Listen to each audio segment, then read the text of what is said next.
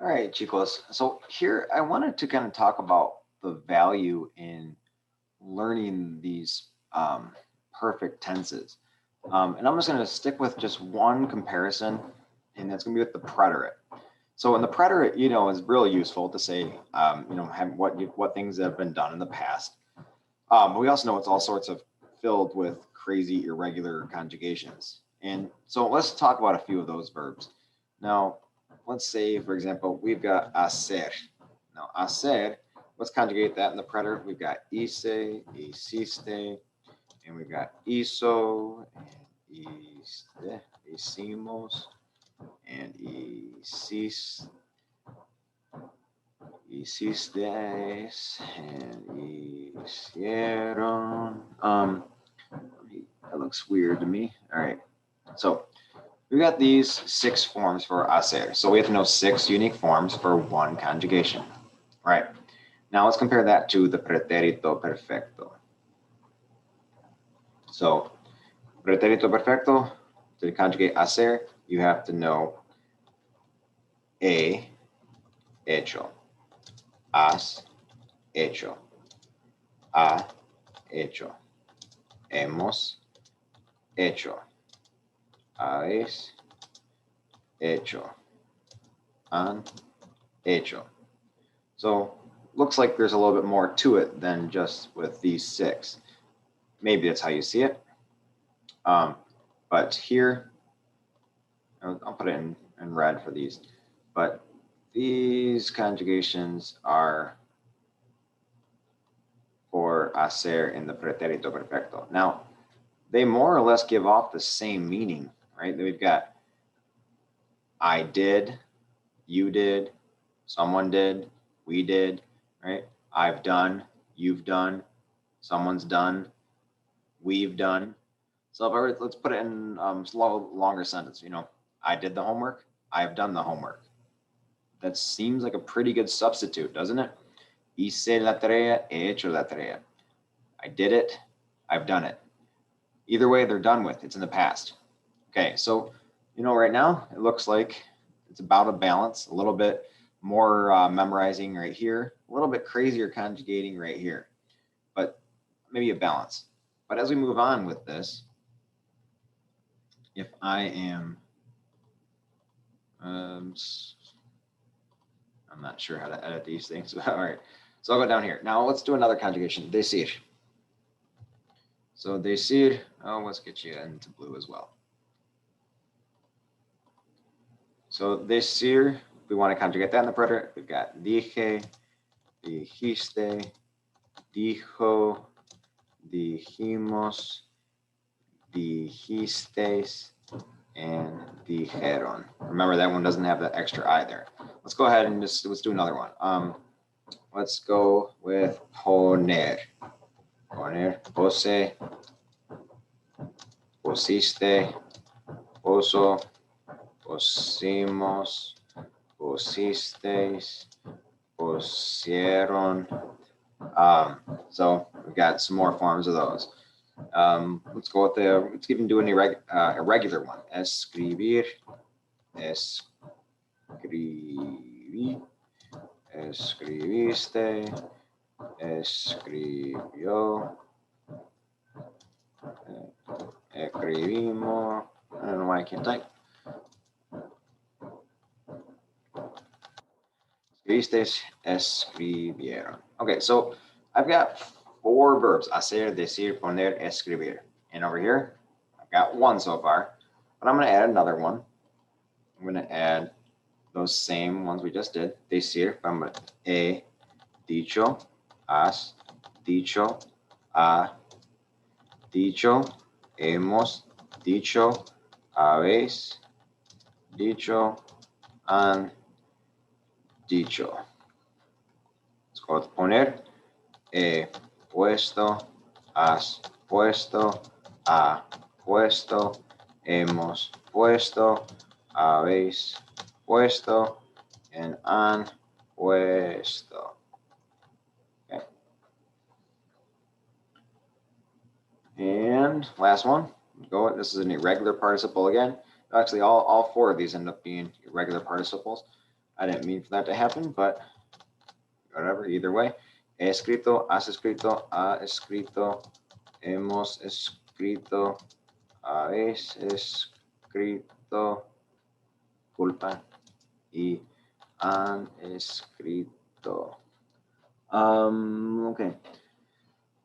So anyways, looking at these, we can see just with 4 conjugations, here, really you had to memorize 6 unique forms. Let's keep track of that. So with hacer for 1 verb, I'm gonna draw a little chart here.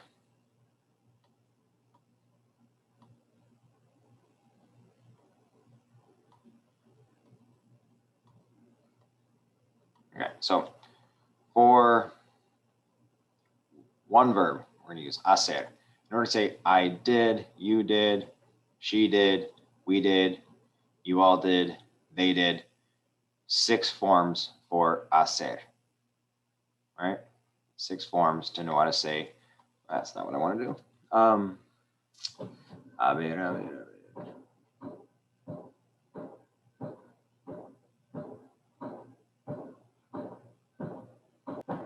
So what I mean is 6 forms for haber.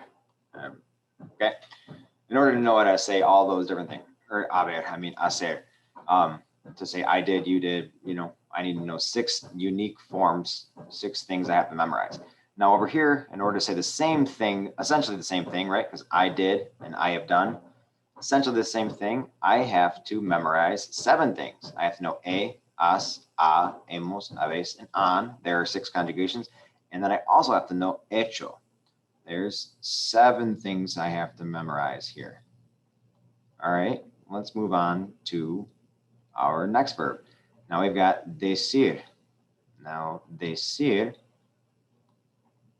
this is our second verb. So now we know 2 verbs here. To say I said, you said, he said, we said, you all said, they said. You now have to memorize another 6 forms. Okay, now you got to know 6 more forms. So that's 12 in total, right? We have to know 6 here, we have to know 6 here. We had to know 7 with the pretérito perfecto for hacer. Now, in order for us to memorize decir, again, we have I said, you said, he said. This means I have said, you have said, he has said. Again, we're not really losing meaning there. So if you aren't sure how to use decir in the preterite, you've got this to fall back on. But what we really have to memorize, additional to what we had already memorized, we already knew has, hemos, habéis, and han. We've got those here, has, hemos, habéis, and han. But now we also have dicho we have to memorize. So really, there's only 1 extra thing for us to memorize. So you hopefully already are seeing where this is going. 1 verb, 6 forms to memorize for the preterite. 2 verbs, 6 more verbs to memorize for the preterite. But right now we had to learn 7, so maybe a little heavy lifting at first. We had to know 7 forms for just 1 verb. But now that we know those 6 forms of haber, we only have to know 1 from now on. So I'm just going to ready and just put this 1 in here for the rest of these. We've got 4 total here. And as I learned my 3rd verb of poner and my 4th verb of escribir, I'm still going to have to know 6 different forms of poner and 6 different forms of escribir. So as I move on, we can see, in order for me to know all 4 of these verbs, I want to say I did, I said, I put, I wrote, or I have done, I have said, I have placed, or I have put, I have written. Again, more or less the same thing. I have to know 24 different ways of doing that with different subjects in the preterite, or I have to memorize 7, 8, 9, 10 things to know how to do the exact same thing, but with the pretérito perfecto. So again, this is just for 4 verbs, but go on and you know 100 verbs.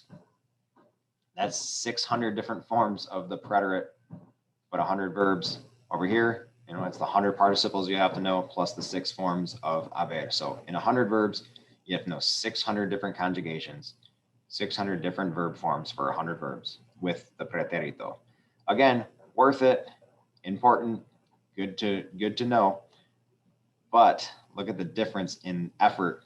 You have to know 100 participles to know how to do the exact same thing, but, well, not the exact same thing, but to know how to get a pretty subtle change in meaning.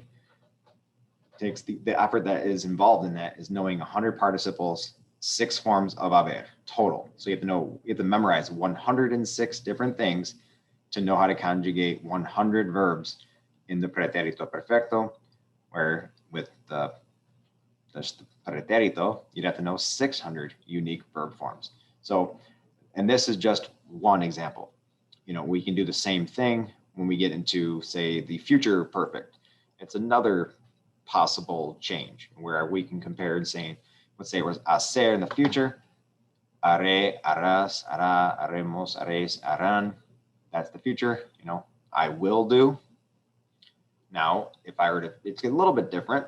I would put this with the future of haber plus the past participle, same participle, still hecho, but I have my different forms of haber, and to say like I will have done, something that will still take place in the future.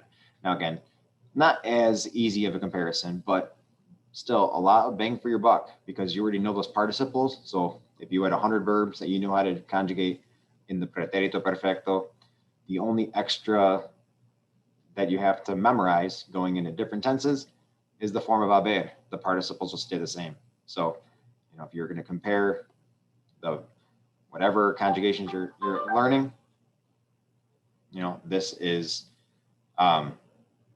it's 100 participles you learn the one time with the pretérito perfecto, and those are done. You already know those for all the other conjugations that involve the perfects with the past participle. All right. So again, I don't know if this was all that useful, but again, I'm just trying to point out to why it's important, why it's worth the effort right now to get this down. So hopefully it's something that you can fall back on when you need to when you're doing the writing. All right, chicos, hasta la próxima.